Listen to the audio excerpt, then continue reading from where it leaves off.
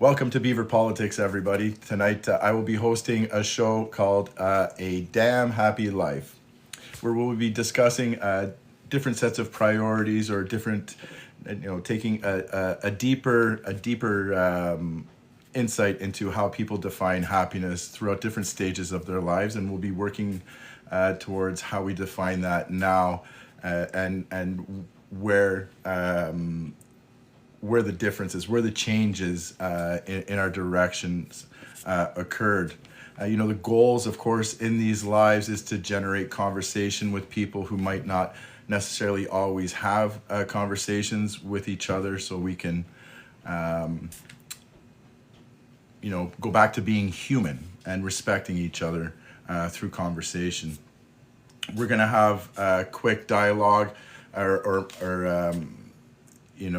monologue.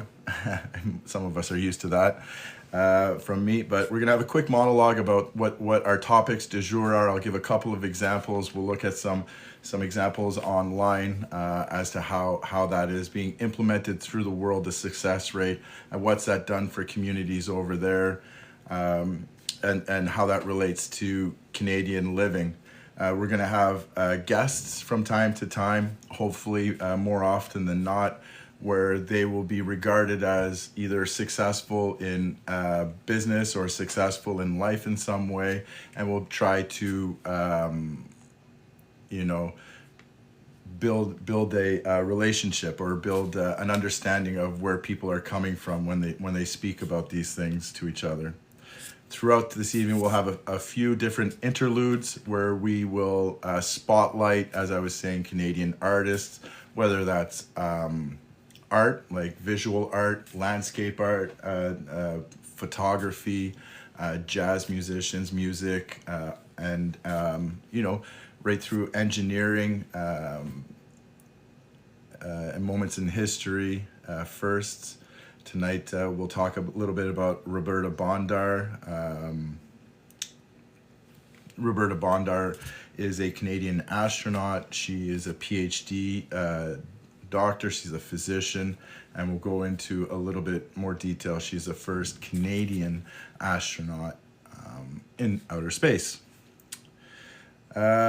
So then we will proceed after that into, and then we'll probably showcase some Group of Seven stuff, and maybe some music as an outro. And then we'll do 3 or 5 examples of the topics and how they relate, some innovations. We'll talk to a guest, hopefully, give a quick rundown. It's going to be a softball interview where a lot of the questions are just, tell me about yourself type questions. And then, we'll move forward into question and answer period. I hope everybody, I hope that wasn't too much of a dump there. So, a little bit about myself. Tonight, I'm looking for a deeper perspective on how people define happiness and what were the moments of growth through their lives. We'll be looking, hopefully, to engage with some of the viewers if we can get some together who want to participate and, wax poetically together, so to speak. For me, how I defined success as a child and how I defined happiness as a child had a lot to do with success in sports or being the center of attention, and being that hero, being the person who would save the day, win the game, lift the trophy first, and that was cemented with my experience in judo and martial arts. Starting at a young age, I started at about 8 years old, 7 years old, and worked my way through the Tokyo Kodokan system. Got to a brown belt in that system, and then moved to the United States, where I continued more martial arts practice there. While in Tokyo, I played sports, baseball and basketball, but soccer as well, football, for those of you. Thanks, Jamie. You know, my love of sports continued to grow. And so academically, I wasn't so concerned because the accolades weren't there. And so my definition of success and happiness definitely had a competitive edge to it. And, you know, whether that was prevalent and relative to my career path in you know, restaurants and sales and consulting, you know, I would say it helped. It was a benefit, but a detriment as well. You know, it's very self-defeating when you can't do the things that you think that you're going to do, and failing forward becomes difficult when you're entrenched in, you know, that kind of mentality, you know, bound by those shackles, so to speak. And moving forward, you know, you had to look back at and self-reflect at the mistakes you may have made, and put yourself in kind of a third person perspective as to like, okay, now I need to be accountable for the choices I've made, and where do they put me in now, and would I want to change anything, right? And most people off the top of their head will say yes, but like, to me, like, if I change anything, that puts me in a different position than I am today, and that means I don't have the things that I have now, like my family. So, you know, no, I don't really necessarily want to change anything, but I can definitely see where I can teach people coming up behind me, like my children, and help them to try and navigate that you know, that highway. You know, and how I changed my mind about the priorities that we set out, you know, going through life, and what they become as you get older and responsibilities start to set in. Like, you know, happiness to me was, you know, as they say, a tank of gas and a fridge full of food, you know, and just the very basics. And I found happiness in that, but there was no fulfillment. So, you know, you can kind of continue to mask that as you know, justify certain things, right? So, you know, where did we find ourselves? And it brings me to, you know, a moment of change in my life where I had met this young lady. You know, we were close, and I still remember it very vividly, and how she was talking to me about politics, and how politics relate to life, and, you know, the decisions that we make definitely affect people around us. So, you know, that moment there was kind of a fork in the road where I could, you know, see the selfish nature that, you know, I had put forward in my path, you know, and where I prioritized to self-fulfillment instead of self-achievement.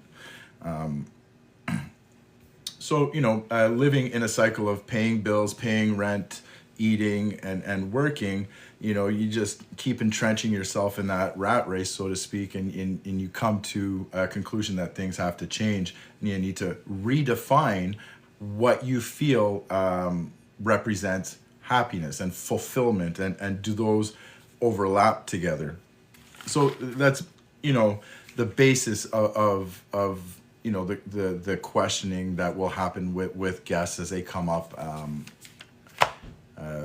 going forward, you know. And so tonight we have a couple of different topics singularly related to sustainable development goals and the WEF, and how the WEF intends to navigate through the world, how people feel about the WEF, what that means, the, you know, sustainable development goals. Hopefully we can break that barrier.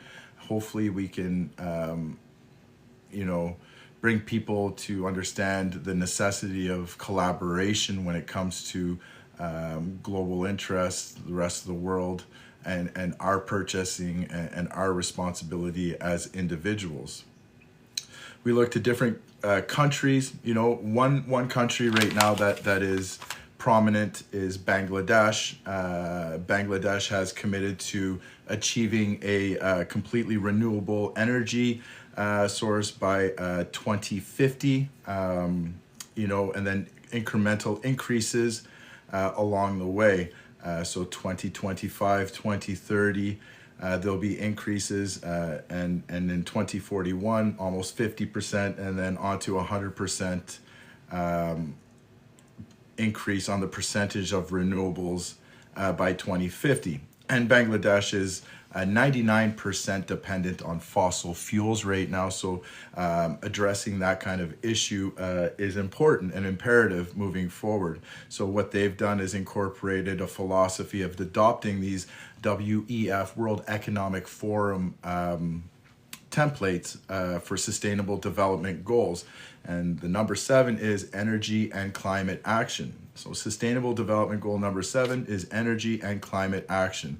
And what that means is that we take a concerted effort, a collaborative effort to begin to undo the cycle that has brought us to where we are today, in the complete disregard of our impact on the environment around us, and what that looks like going forward. So in doing so, Bangladesh since 2017 has already brought electricity through solar power to 20 million new homes. They have constructed a 45 megawatt solar energy added to the grid, with 100,000 new jobs being created, of which thousands of women are entering the workforce as solar technicians. So this goes back to the Sustainable Development Goal number 4, which is access to quality education, which then empowers people to achieve positions in life that they may not have had access to prior to these interventions. They have, there is a project called the Raise Power Infra project. There's a 275 megawatt capacity facility, which was completed in 2023. And this will offset 375 billion tons of carbon dioxide emissions into the atmosphere. And we know that those gases compound and keep heat and really impact climate change directly, because it traps those emissions in our atmosphere. So Denmark, of course, going on with this affordable and clean energy. Denmark has a project called Decarbonizing Energy. They're building islands now, which are power supply islands, man-made islands, and the one that they have now provides energy to 10 million homes through wind energy. It's a $34 billion project that was a partnership between the government and the private sector, but is mostly owned and funded by the government. And so Europe has a goal of being completely renewable energy source by 2031, which is only a couple of years away, theoretically. And through these projects, like the one that Denmark is doing in the North Sea, they will generate enough energy to power Europe. And they're setting all of this up to meet the global needs. So these islands, of course, could be constructed when needed. And we look to education. So education, Sustainable Development Goal number 4. Education is essential. It is the catalyst to evolving as a culture, as a society, as a global community, and elevating people out of positions of poverty, destitution, and desperation. This is something that I've spoken about a multitude of times. And it seems that over and over again, change is driven by women, or what's being done, or what's being held back from women. So we see that, addressing that issue has an exponentially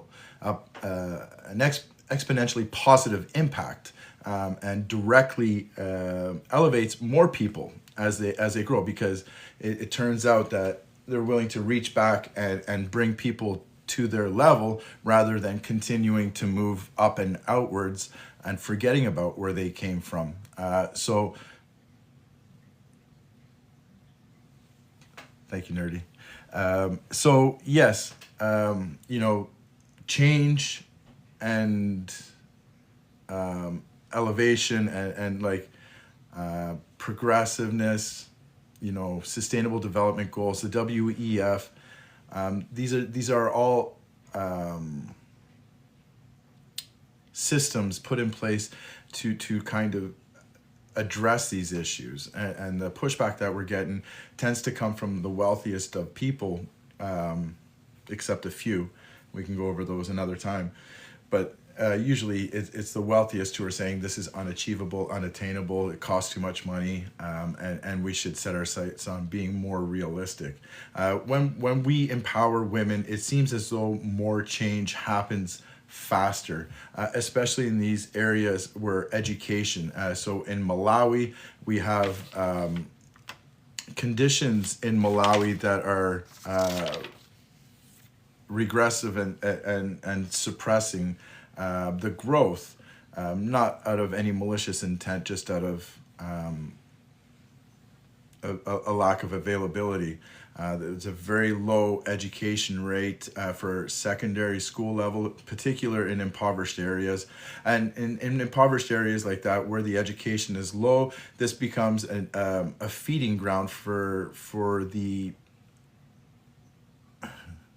predators of the world who can go in and exploit this. So a lack of education causes desperation, where people will be willing to commit to indentured servitude, or they're willing to contract out their children to labor camps to produce commercial and retail items for North America, which is where our accountability and our responsibility comes into play. That's where we should be suggesting to ourselves that, okay, I don't need and I want our kind of things that should be driving our decision making at some point, if we feel as though this exploitation is wrong. If we don't care, we don't care, right? But if we do care, we should be looking to these kinds of things, and pressuring for human rights observations, and Canada doing business with those kinds of countries around the world. But yeah, so we have CamFed in Malawi, who is bringing people up through sustainable development goals in the education, access to a good education system that will empower women to elevate beyond the stature that they were relegated prior to these interventions. How does that relate to Canada, right? Like, how does that come full circle, and how does that correlate to the ongoings of what's going on in Canada? And I think we can point to the Truth and Reconciliation Act, and the measures that we're taking to rectify the egregious actions of the government and of the Catholic Church, to try and rectify a wrong. And I think that when we see the funding and how it went down, and the persecution of the First Nations people in Canada, we see the same attempt at keeping education levels low, keeping people impoverished, and keeping people desperate. And that way they don't know who to fight, but fight themselves, fight the demons that they inherit. So yeah, that I think sums up the short and curlies of what we're talking about today. And if anybody, since this is an inception, it is a first show, I really wanted to kind of really give people an opportunity to get an idea of what we're trying to do here. So please, if you have any questions, let's see them. If there is no guest today, so if you want to participate early, we can do a participation early. And if you wanted to invite yourself up, we can invite yourself up as well. But I would like to talk about, these main topics, future possibilities going forward, and how. See, I had a video feed set up so that I could stretch it out, but again, my son upstairs has taken my computer over. So I'm going to show you a website.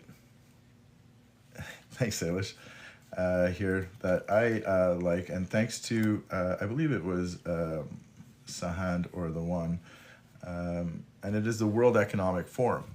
So, as somebody who is a proponent of the World Economic Forum, somebody who is supportive of sustainable development goals, and hey Jenna, how are you? And you know what we can achieve through that collaboration. I encourage people to go to the WEF, the World Economic Forum. It's weforum.org. Sign up.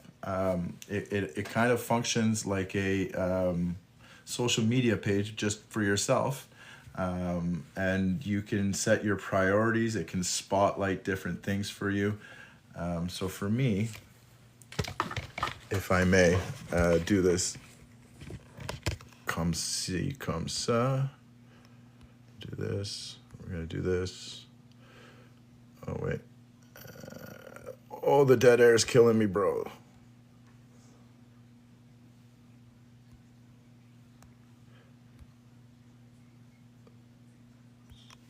So if I go here, I can't zoom in. There we are. So you have the WEF here. Awkward. And then you can personalize it, right, to have whatever you want.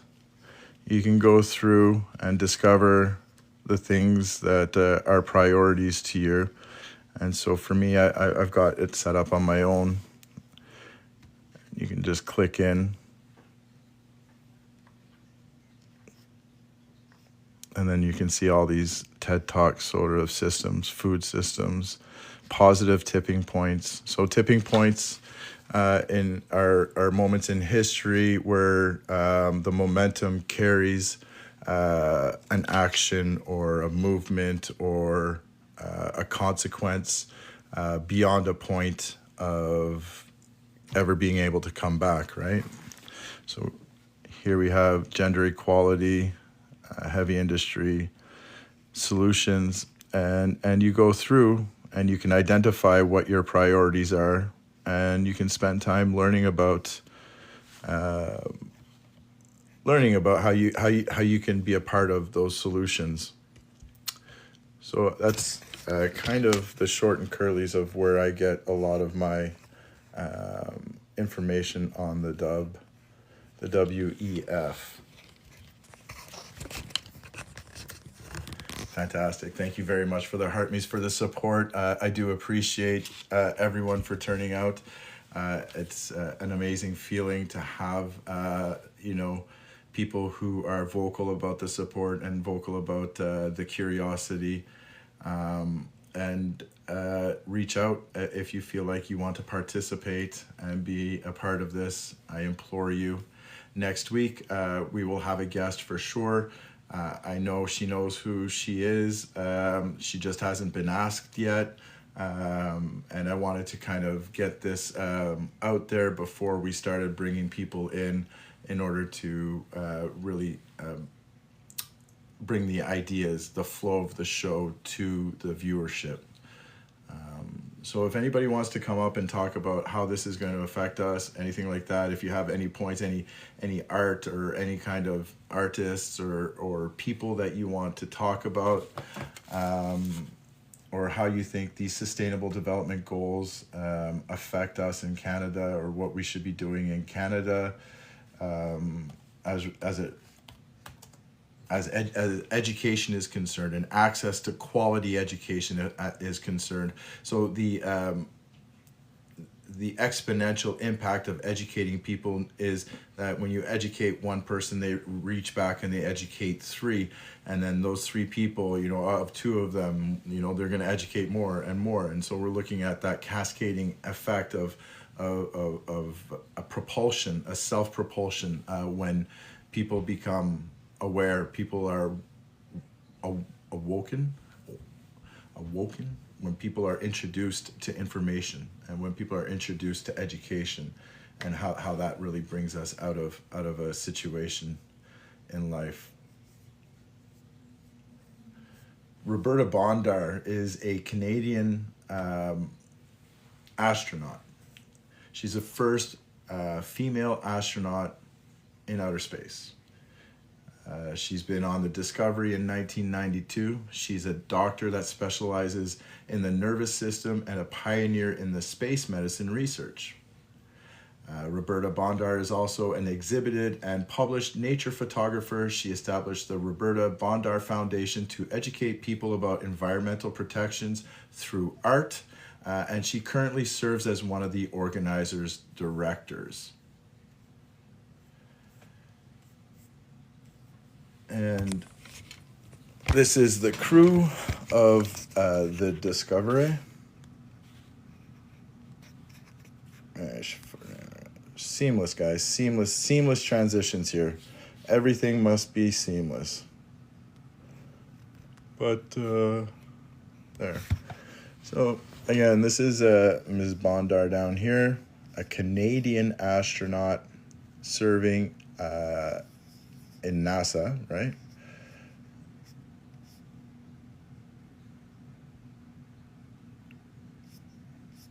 Sorry, that was stuff I actually read some of that stuff, so I was interested. Yeah, so another pioneer in Canadian history.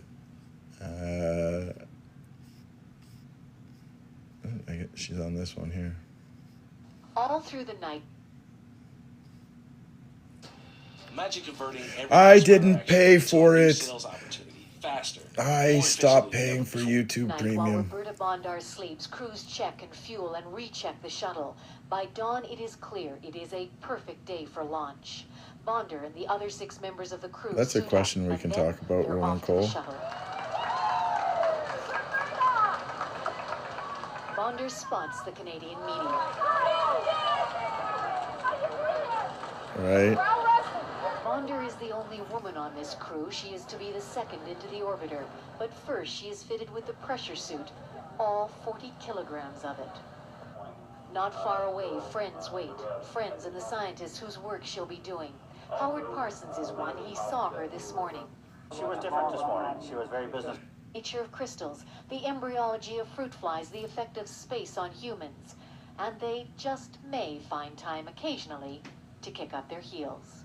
Eve Savory, CBC News at the Kennedy Space Center, Florida. All right.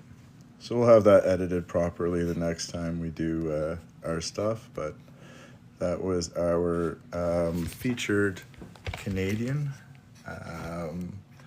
Ms. Roberta Bondar.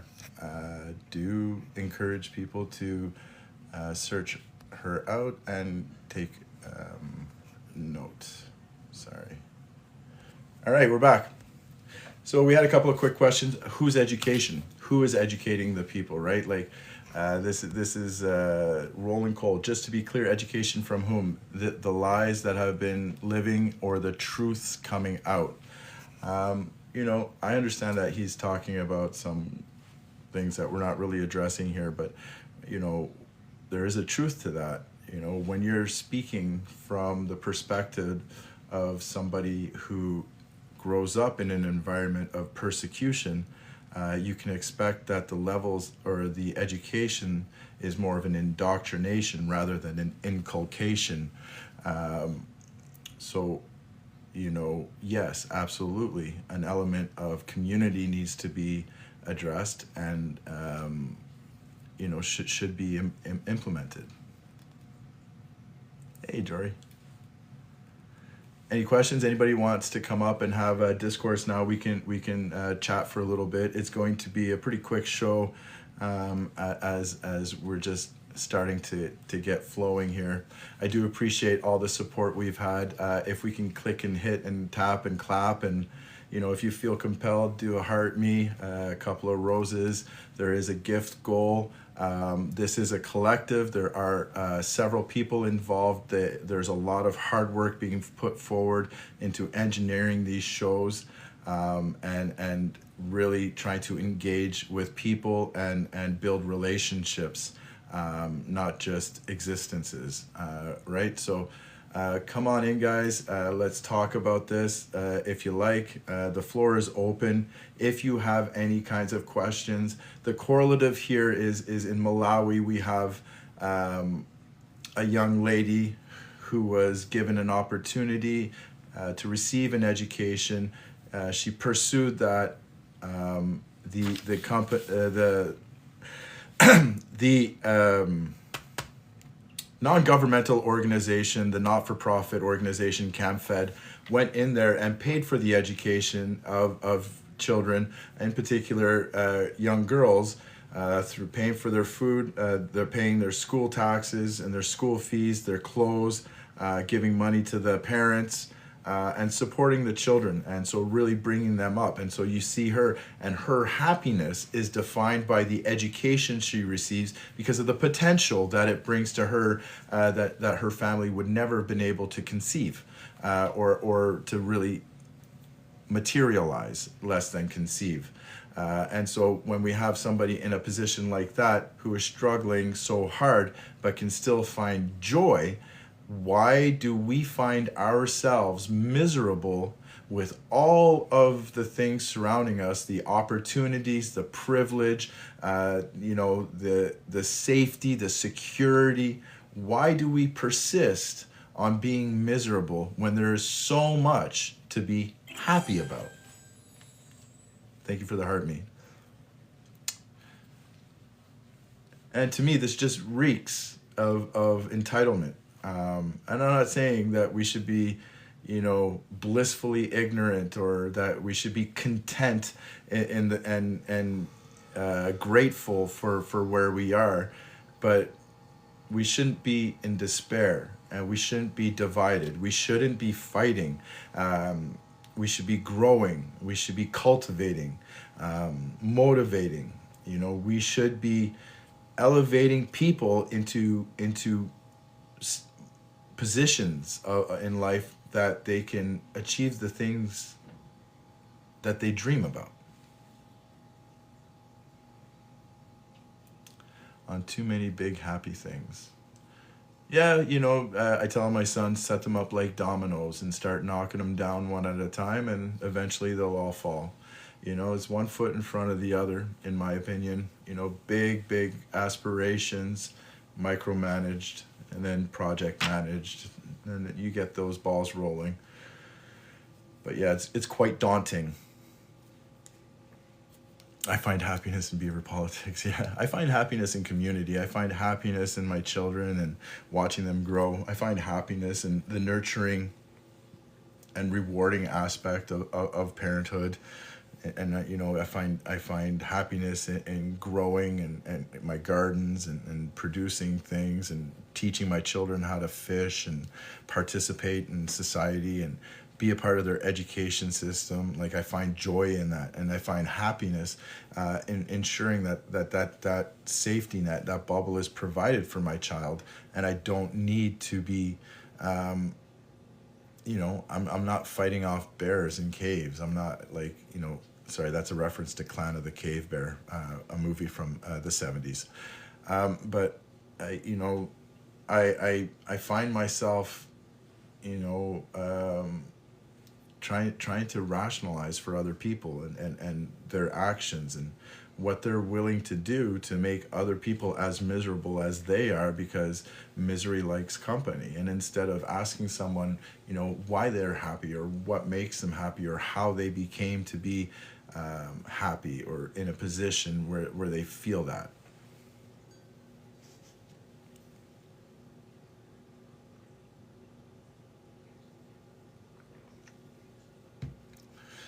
we isolate people, it becomes problematic, and we start to just believe everything,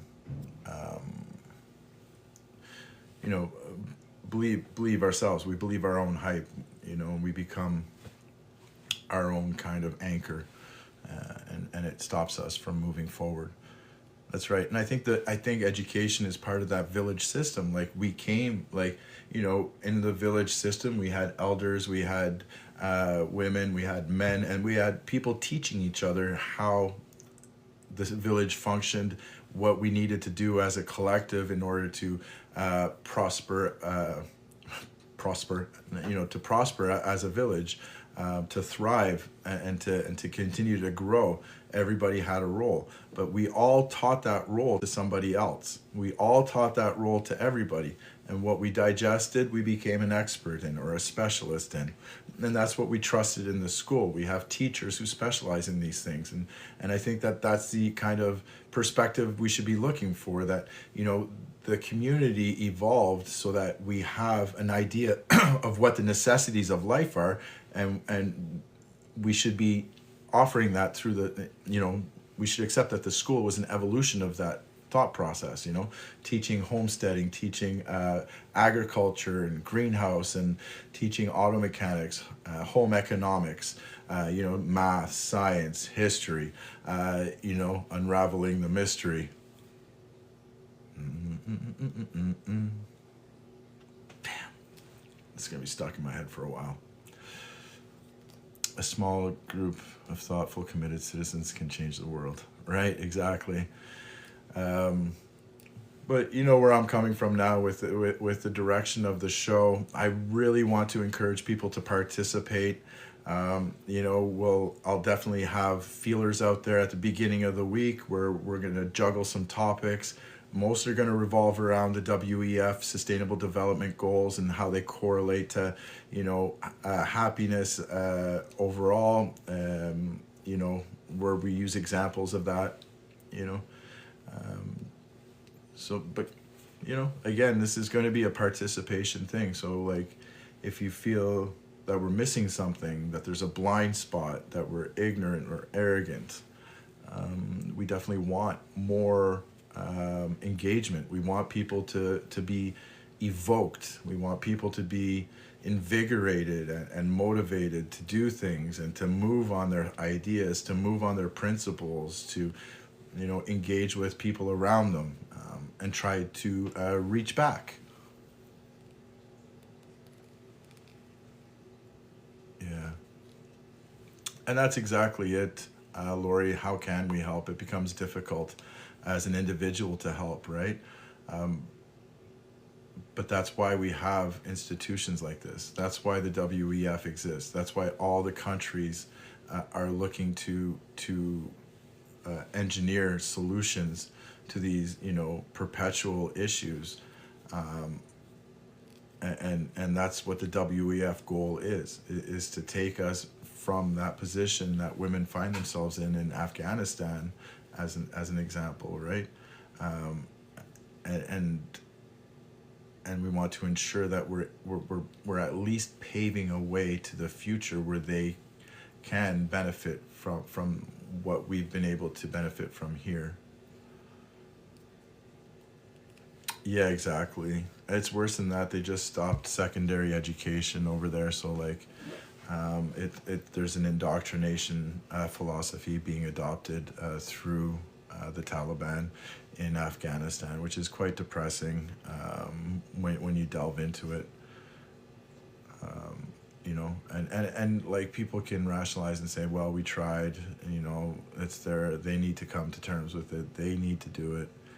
But, where that might be true, the failure in that doesn't mean we should give up on trying new things or continuing to be there for them as a support network.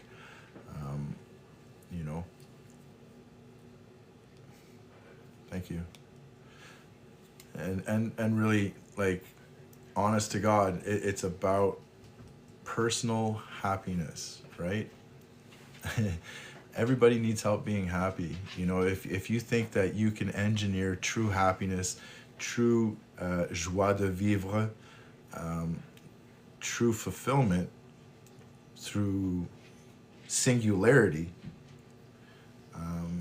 you're going to realize at a very late stage in life how much you've left behind.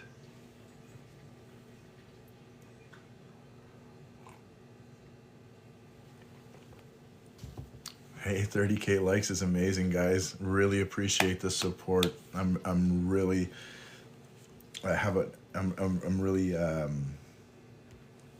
flattered. You know, I'm quite happy that there is an area for this. New channel, no. This is Beaver Politics, and I've, you know, we were trying to engineer a community here, and I think that this is a fantastic group of people who have great ideas, great motivations. You know, the direction that we want to go as a group, as a collective. It's all based around positivity. It's all based around growth, and I just wanted to be a part of that. And so I'm very grateful to be a part of that and to have the Sunday night show, and to talk about things besides politics. Thank you very much. I'm blessed to be able to be a part of that for sure, and I don't take that lightly. It's very kind of you to say. Right on, Blinky. I'm glad to be here. Glad you're here. You know, I always used to say, you know, we used to have this really dirty mirror that I hung outside my door, and I used to call it the foggy mirror. You can't even see yourself in the mirror. And it's like, it doesn't matter what you look like. It just matters that you're here.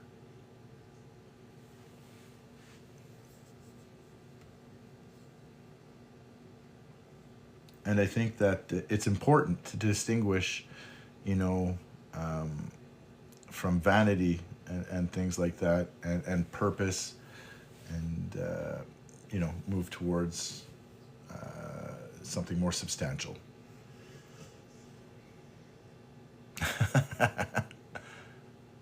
How can we what?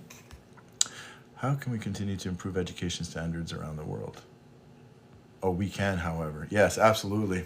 Yeah, and then through the funding of non-governmental organizations in underdeveloped nations, through different foundations around the world, we're able to see the growth that education can manifest. You know, like the most important thing is educating, right? Like after being able to eat and sleep, right? But like, you know, education above all, right? Like is the mission statement of CamFed, and it's an empowerment. It's a tool that can take you places beyond where you've ever seen yourself going.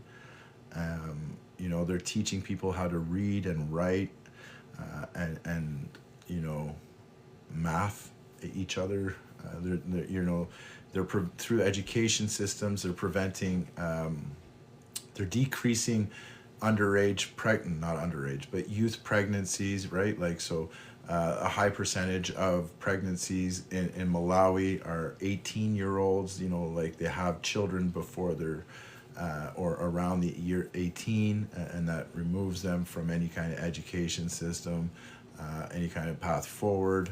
Keeping people in that kind of a cycle prevents, you know, any kind of real social development or any kind of real growth for that community. So like, again, educating and empowering women in particular seems to have the most benefit when trying to elevate people out of positions of desperation and of need. Because it seems as though when women are educated, they're more prone to being able to help themselves, help other people, and build communities. Whereas, you know, it seems that when we're educating men, we end up where we are. That's a very blanketed statement, and we can dismantle it and dissect it, but it wasn't intended to be anything too deep. It was just kind of trying to point it out. Oh, bud. And now we have an example of misery.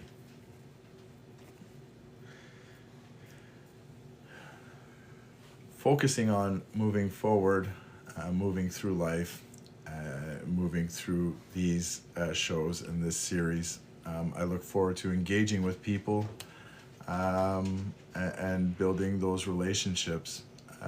If anybody wants to come up and have a talk, we got about 15 minutes left, and then we'll be moving on to something else. Explain to Yahtzee Hunter. Explain to the women how disrespectful you are to them. Huh? Why don't you come up and talk to me? Probably not the forum. Actually, I think we can address that on my platform if you have an issue.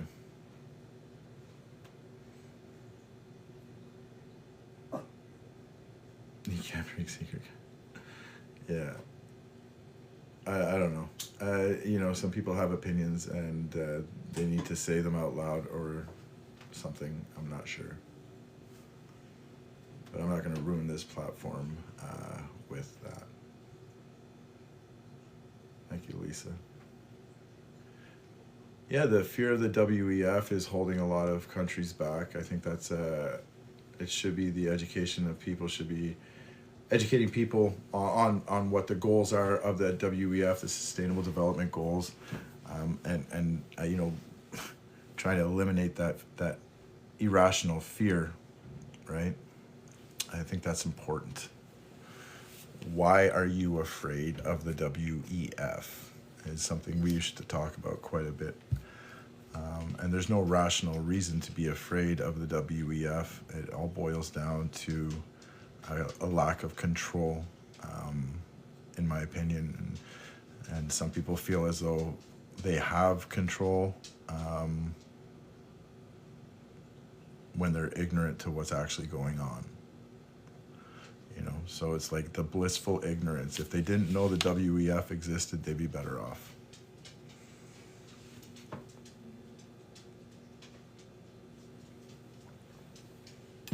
This is a damn happy life. And, we can talk about me. We can talk about the changes in my life too. If somebody has a question about the sincerity or my authenticity or the true nature of my intentions here, please, we can deal with all these things as well. Yay, ladies and gentlemen, Mrs. Radical has officially become the first guest on the show. Woo, woo, woo! Thanks for having me. Michael. So stoked. Hey, Anti-WEF propaganda, absolutely, yeah. Jana. I'm sitting here chuckling, thinking, dude, you do not know how to be happy. What's going on? I don't think so. I don't think I have a problem being happy. Hey, Happy. Thanks for having me up. I'm loving your first show, and I really love the talk. I really would love to talk more about the WEF because I've read up on it, and I love it. Like, what I've learned so far is awesome, but yet I find the conservatives use it as, but he's part of the WEF, is an anti-carny thing, and I don't understand why that's such a scary concept, because everything I've read about them so far seems pretty cool. And I think you would have a hard time finding somebody that actually knows what the WEF does or what their projects are, their mission statement or anything like that. So I think, when we're talking about trying to eradicate that ignorance, I think we begin with the youth, 18 to 30-year-olds, people who are at risk of being subjected to mass propaganda through social media. And then if we're able to do that, through schools and education. I think we're able to turn that corner and kind of steer ourselves away from false information. Yeah, exactly. Like I find a lot of people that are, ooh, the WEF is scary, don't know anything about it except someone told them to be afraid of it. Yep. And then there's that unelected officials component that they were preaching so heavily prior to Elon Musk showing up in the U.S. government with his Doge people. It's funny how they went hush hush on that really quickly. But yeah, like a lot of the representatives in the WEF of the countries are elected officials, like Chrystia Freeland, right, was our elected official. She was elected to a position in Parliament and is our representative at the WEF. And so she has our best interest, the world's best interest at heart. And I think that you know dismantling that miseducation on that is important. 48 Yeah. people in here, ha ha ha, no one cares what you have to say, Happy. Keep propping up the rules. I care what Happy has to say. I keep thinking of my first like real bit of national happiness when I think about this conversation. And I remember in like, I think it was, I want to say it was like 1988, 89. And I lived in Edmonton at the time. And that Canada Day, they filled out the crowds. I mean, like, it was amazing how many people showed up in the red and white.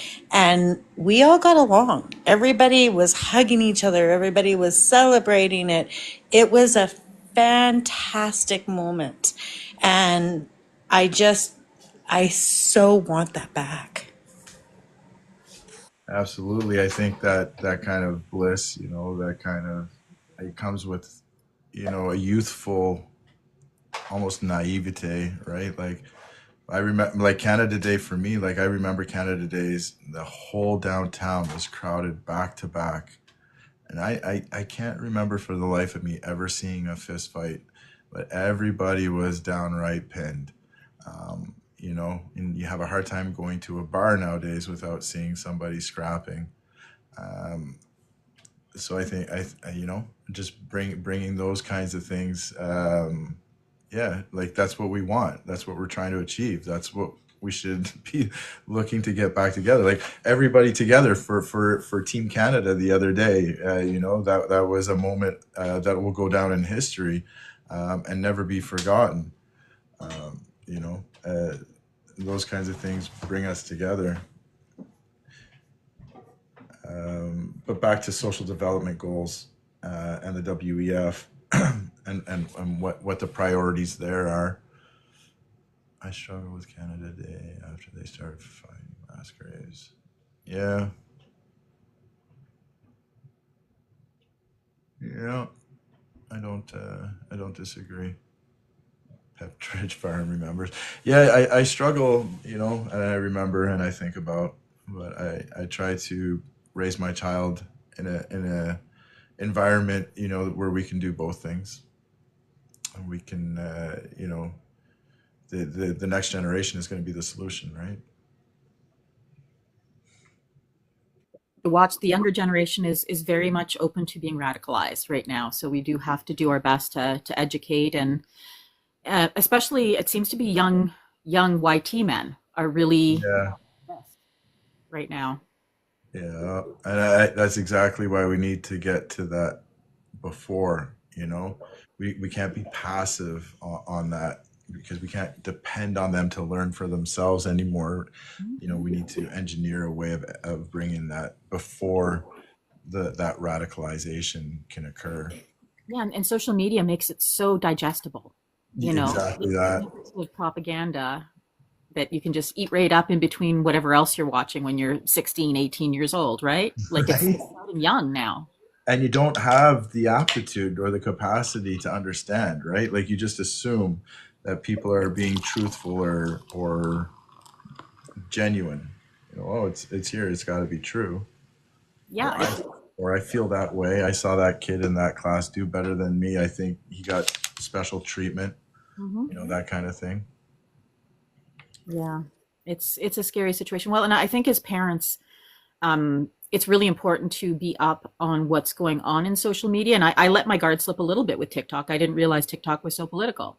So it's just knowing where those areas are that you have to watch out for. Like certain websites, I know, like I know Discord can be a hot mess, and I know the risks there, but I didn't realize until late last year that TikTok was so political. Yeah, No it's idea. I one of thought the, it was people, one yeah, of the sorry, one of the few platforms that wasn't completely saturated with far right ideologists, right? Like, when we were looking at breaking down each social media platform and the engagement and activity of different groups and their political ideologies, TikTok was further to the left than any of the other ones. And I think that's why we see the lack of control being a problem. yeah, and now it's gonna we're gonna be getting inundated more and more because Musk has his heart set on the right wing conservative movement, uh, and he has the money to back it up. So I think we're going to be seeing a lot more bots and a lot more paid trolls. I And think you you're see right. somebody like, oh, go ahead, please. I just want to just share something with you all. I think, Jenna, you're absolutely right when we talk about looking and paying attention to what your kids are online. But I think it even goes greater to that in the society where we have to work two jobs each to Yep. make a living and get by. My young brother, many years ago, got online with his friends because they were curious and they wanted to make something that went boom when they were 12. Mm, And they were able to get online and they were able to find everything under the sink. yeah. And they hurt themselves. Hmm. And I don't think it was that there was a lack of parent involvement. I No. don't think it was just the internet. I Mhm. don't think it was just school. And I don't think it was just friends. I think it was a combination of Excuse me, everything. sorry. I didn't mean to It talk. had to create the perfect storm for it to happen. Yeah. And we have the perfect storm right now, Yeah, just like absolutely. the 1930s. Uh, we had a pandemic, we had an economic crisis. I mean, there's so many parallels that the people that fight them scare me because when you look back at the 30s and the parallels to right now, right down to him telling people that he was the only one that could save them. He was the answer, right? And that's where we're heading, and we got to be really careful. Like, I have people saying, "Well, you're overreacting." I don't think I'm overreacting. I do not, I and I'm think not. the people who are saying you're overreacting are probably happy with the direction or complacent in the direction. Yeah, And and I find a lot of people when you break it down at the end of it, that Trump is doing what they want him to do. They want this. A lot of them want this, and it's scary to me because that's it, right? Like that's like when you have such a close vote, right, in the United States, whatever it was like 3 million votes apart or something like that, right? I'm not too sure. I don't want to get specific on that, but it's relatively close compared to how many people didn't vote, right? Of those people who didn't vote, some are like, I can't vote for that party because it's complacent and complicit with different things. yeah, Or, and then the other people, one policy kind of votes. yeah, and then there's another component of people who are like, I'm not voting for government. I don't care. And then people are like, I'm happy with what they're trying to put forward into the world, and I'm just going to stay happy with it, right? Yeah. And I think that addressing the people who are disenfranchised, particularly those who are self-radicalized through indoctrination, self-indoctrination online with doom scrolling, getting to those people, that component in the middle, that is a huge group, right? Like that is a massive amount of people. Some people are hateful, right? You're not going to reach those people. No. And some people are just whatever, apathetic, they don't think that anything, or nihilistic, pick your adjective, and really educating and educating, and Facts. particular, getting that out there, I think is what we should be prioritizing as far as our youth is concerned. I think Right, even so I've too, clued in now. Happy is actually satirical. You're not teaching people how to have a happy life. Oh, I am totally. Be happy and still. I think the purpose, and my tism, my ADHD, I guess didn't pick up on the sarcasm there too well. Sorry about that.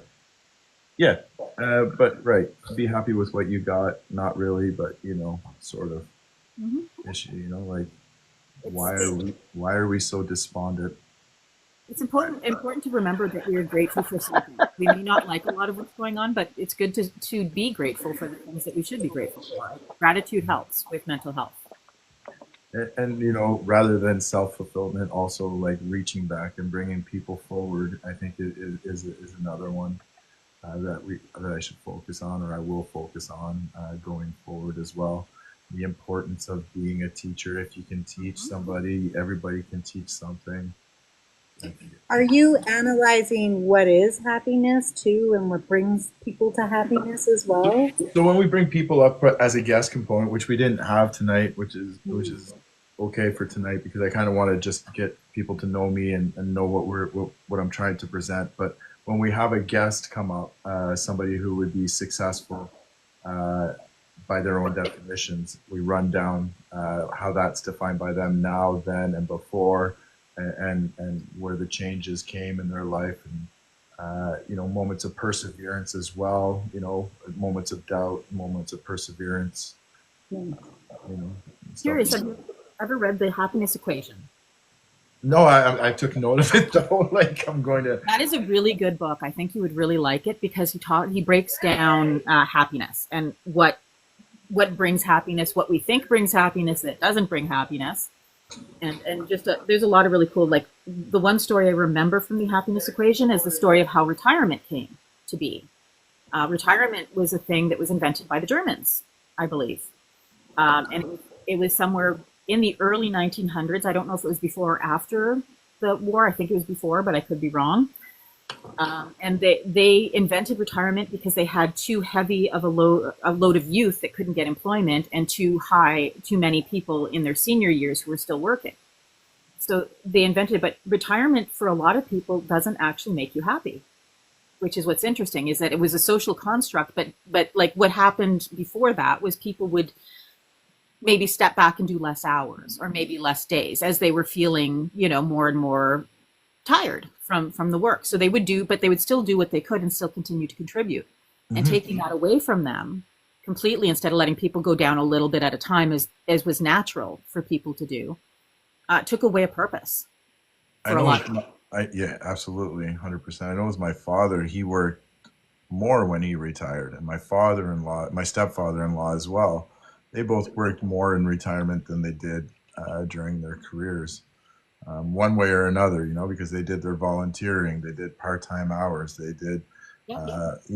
community involvement and stuff. Mhm. Kept that going, kept the mental brain, kept the muscles flowing, right? Like, so I Exactly. think, yeah, absolutely, it's imperative to keep moving.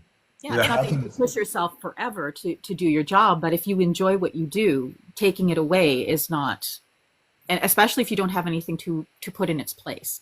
And that's why a lot of people, when they retire, deal with a lot of depression because they thought it was just going to be a long vacation. And it sounds exciting at first, but then it wears. And you don't have that purpose. If you don't have a big hobby or volunteer work that you do on the side or stuff, having that purpose is just so important. It's not about the money necessarily. That is an important aspect too, but it's not just about that. I find money buys you time, right? Mhm. Like, so when you're talking about an equation for happiness, I think time to reflect, time to absorb, time to experience are all things that should be part of your formula for happiness and fulfillment.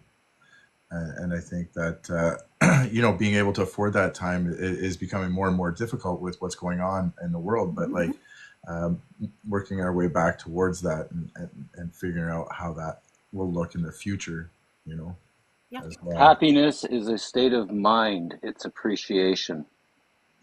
Yeah, absolutely. I think accountability is also part of happiness. If you cannot be accountable to yourself for the things that you've done, then you can never really truly experience what it means to be happy. You're just masquerading, because you're not dealing with something that would be otherwise compromising that happiness. And just because you're in a bad mood doesn't mean you're not overall happy, right? Like you can still be happy, you can still be fulfilled, you can still have a purpose, but you can still be miserable in the moment that you're in the weeks that you're in, maybe, and you need to work through these things and persevere and build that resilience and come through that experience. Did a video on that yesterday. Cool. Literally yesterday. Yeah, well, Michael, if people aren't following Michael, he does regular videos on you know self-reflection and positivity, and has been a great encouragement for me as well to be vocal about the importance of sharing that happiness with other people and sharing that path forward. Just can't touch this being a little bit of a jerk. Is there? I don't know. I guess I didn't really read it. Trying to look through here. Literally, or figuratively. There we go. There we go. I love it, Joe. Thank you very much for the injection. Um, Desiree, did you want to come up? You have your hand up in the comments. I'm just wondering if that's why, or are you just waving? I would love to hear from people for sure. I'm random humor.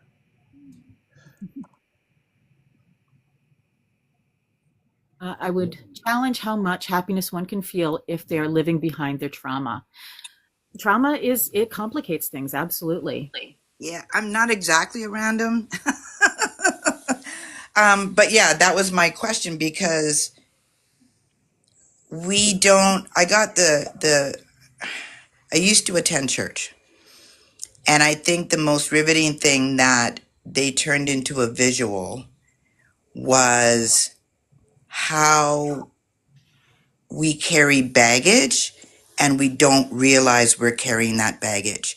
Mm-hmm. And what happened was we did not know there were 3 hockey bags on the stage and nobody knew why they were there. The pastor was a visual teacher. And he called up one of the elders and he told him to put a hockey bag under each arm. So of course the person's bent over, right? You can't stand up straight with a hockey bag full of stuff. And then without saying anything, he walked over and he put the 3rd hockey bag on the elder's back. And he said, that's what it looks like when you carry around baggage. Mm-hmm. And the collective gasp that happened. And we carry baggage, whether it's instilled from our parents or spouses or just life. We have to learn to navigate and remove that baggage to be able to feel happy. Mm-hmm. I think in the moments of discovery, forgive me. I don't want to blanket statement again, but for me, in the moments of discovery, when I realized the things that were weighing me down and holding me back, letting go of that, you feel that allegorical weight lifted off, and you're moving forward, and you're dancing on the clouds because you realize that you know what your problem is, and then in the work that you're putting into to manifest that solution, you can find a little bit of joy. But I think, without having a complete resolution to say that, you're fulfilled and happy might be a stretch. But I think in those moments in life, you can still find happiness. Like, even when you connect with somebody on a level that's inexplicable in that moment, and then they're dusted, they're gone for the rest of your life, that like shared moment that you had can be described as a loving moment. There's a possibility that you do love that person, but not in the conventional way. Like, you can still feel it, and then as you're moving forward, that kind of sensation can propel you to continue to work on your solution. Yeah, there's definitely a difference between momentary happiness and sustained happiness. Mm-hmm. Yeah. And sustained happiness, you have to go through the work to get there. Yeah. You know, myself, I had to go through a trauma healing workshop twice Good for to you. even begin to take those steps to sustained happiness. Yeah. And sometimes we don't even know we're carrying the baggage for a Right. while. Oh That my was the God, whole yeah, We point don't of the even absolutely. know our exercise. traumas. You'd be Yeah. carrying somebody else's baggage and not even know it. You know, Well, and there's as a lot about parents, that. sometimes we do that to our children. Absolutely, 100%. That's absolutely something we're going to talk about and address. Yeah. Being the change you want to see in the world and manifesting that for your children. You know, On that note, often I it's gotta the go. questions that you ask yourself. Oh, For sorry, Michael. Go example, ahead. I said often it's the questions you ask yourself. For example, when something happens to you and you ask yourself, "Why me?" Yeah, Right? As opposed to, why not? how can I stop this from happening again? Yeah. Yeah, It's absolutely. simple stuff, but people forget to do it. Yeah, That's the but problem. Michael, I stopped after I did the trauma healing workshop. I stopped asking why me and started looking around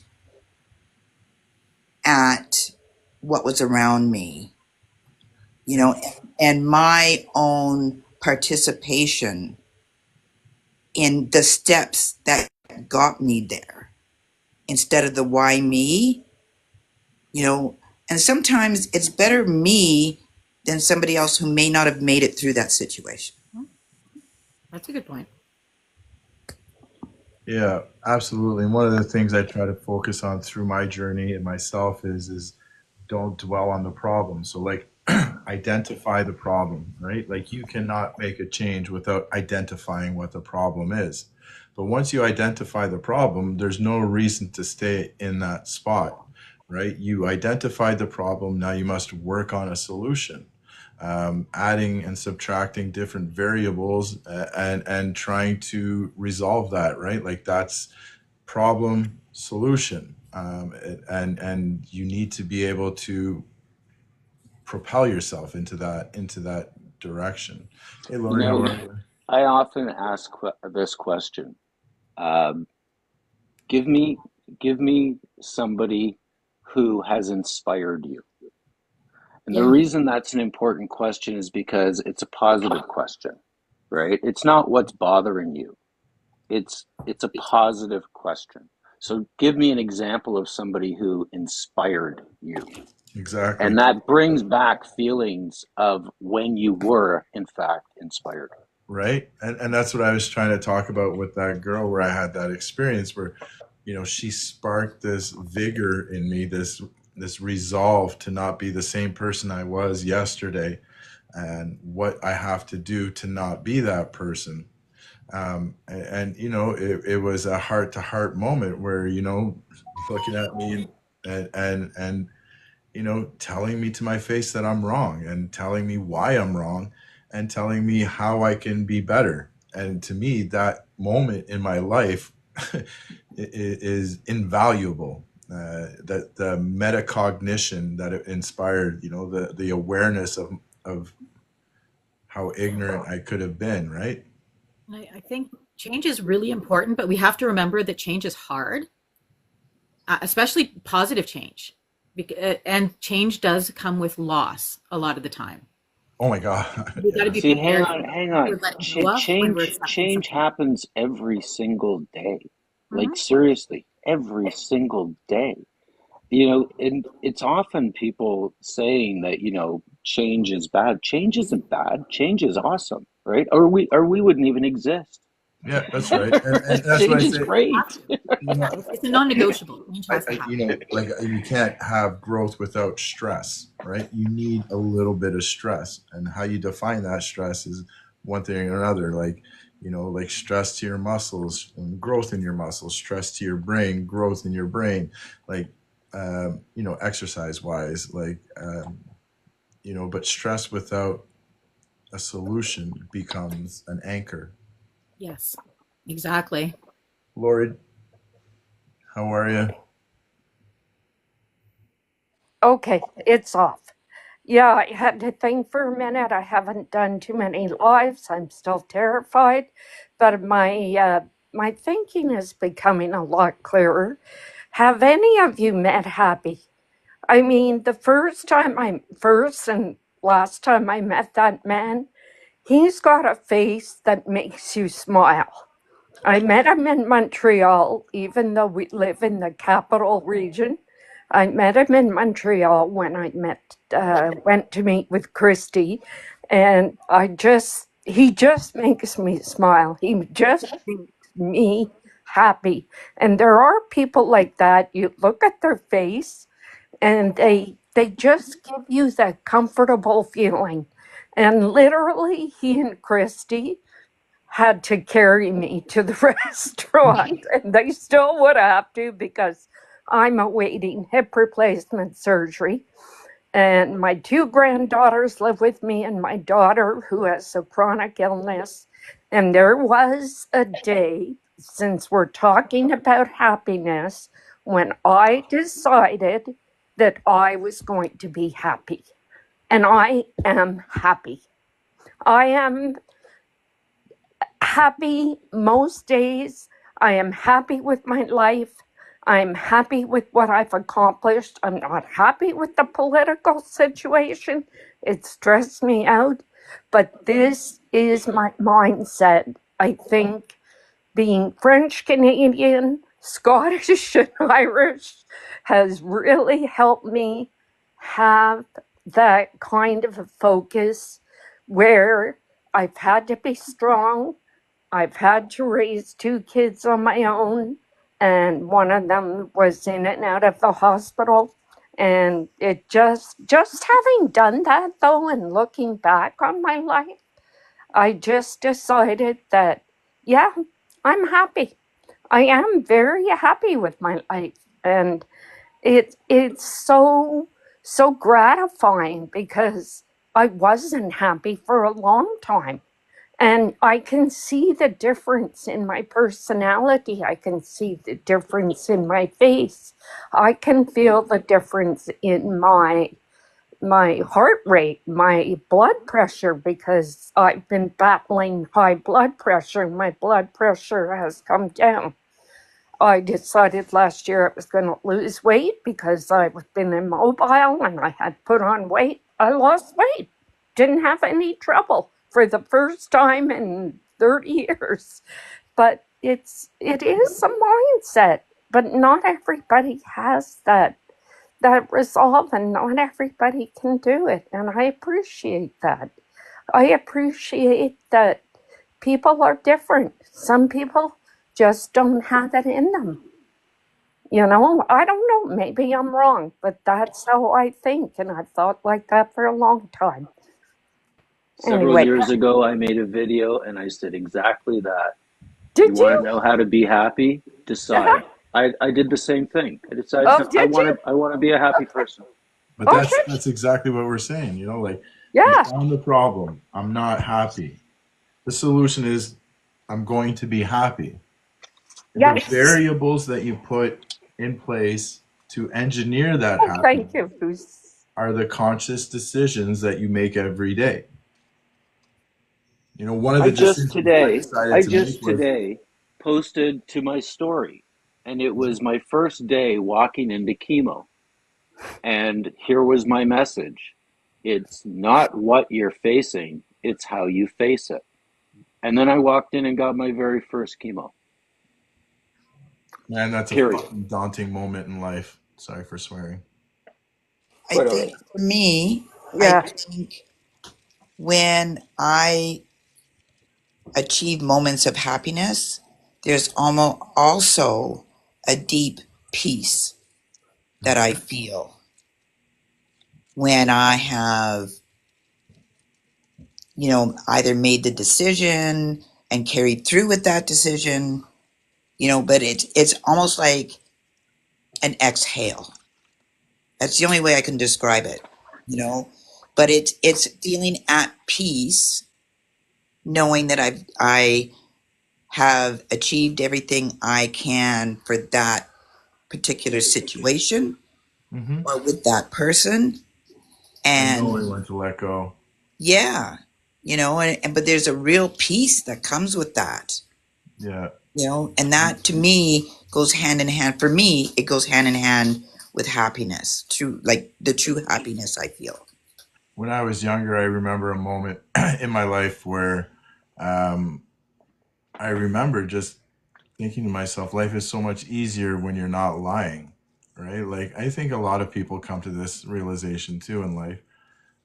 When you're hiding things from your parents, or when you're trying to be sneaky, and then you have to deal with the repercussions, or you have to continue that lie or support that lie. um, whether that's a relationship or whether that's the way you live life. Learning to let go of that and just be truthful and honest in my life was a moment that deeply deeply resonates with me, and I remember it very clearly. That moment where I decided, if it hurts, it hurts, but I'm just going to tell the truth. And you have to be truthful and honest with yourself first, Hmm.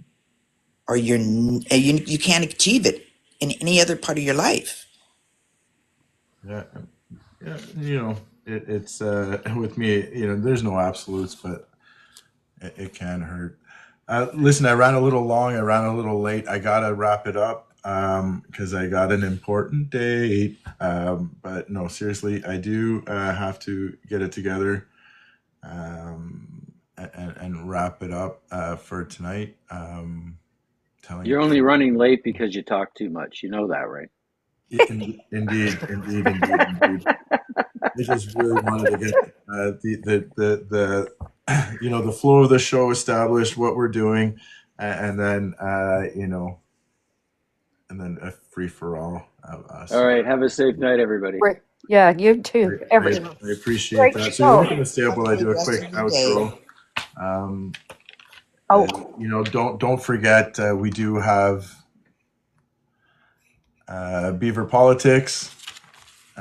Is a collective of people working together, engineer dialogue amongst Canadians, Americans, whoever wants to participate, talking about what matters the most and what is most current.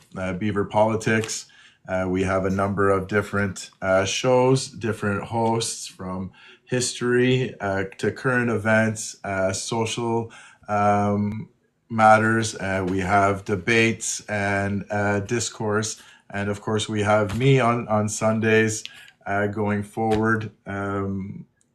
And I'm looking forward to continuing to build this community together. Thank you very much, everybody, for tuning in, and I look forward to our next episode.